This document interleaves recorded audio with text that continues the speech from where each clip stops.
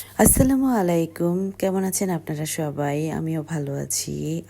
আজ একটা ইমার্জেন্সি কাজের জন্য আমাকে বাহিরে যেতে হইছে। আমি বাহিরে গিয়েছি। আমার বোনের সাথে নিয়েছে আমার বোনকে, আমার বোনের মেয়েকে।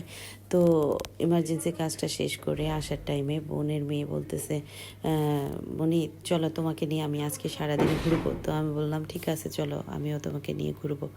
তো আমার কাজটা শেষ করে আমরা ২ জনে মিলে অনেক ঘোরাঘুরি করলাম। তো ঘোরাঘুরি করার পর এক পর্যায়ে আমাদের অনেক ক্ষুধা লাগছে। এখন ও বলতেছে যে, "খালামণি চলো আমরা খাই, বিএফসিতে গিয়ে চিকেন খাই।" তো আমি বললাম, "ওকে ঠিক আছে বিএফসিতে চিকেন খাবো।"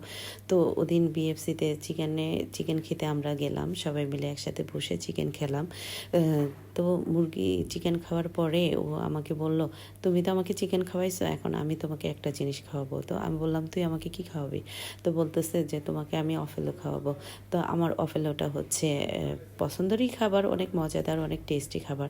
তো যাই হোক আমি বললাম, "না আমি এখন আর খাবো না, পেটটা ভরে গেছে, তো পরে খাবো।" বলে, "না খালামণি তোমাকে আমি একটা মজার অফেলো খাওয়াবো, খেয়ে দেখো অনেক মজা।" তো ও আমাকে অফেলোটার নিয়ে গেল। নিয়ে যাওয়ার পরে তো ওইখানে বসলাম আমরা। বইসা অনেকক্ষণ দুষ্টামি ফাজলামি করলাম। ও কতক্ষণ ছবি তুললো, আমার ভিডিও করলো। তারপর করার পর খাওয়া-দাওয়া শেষ করে বাসার দিকে ফিরে গেলাম।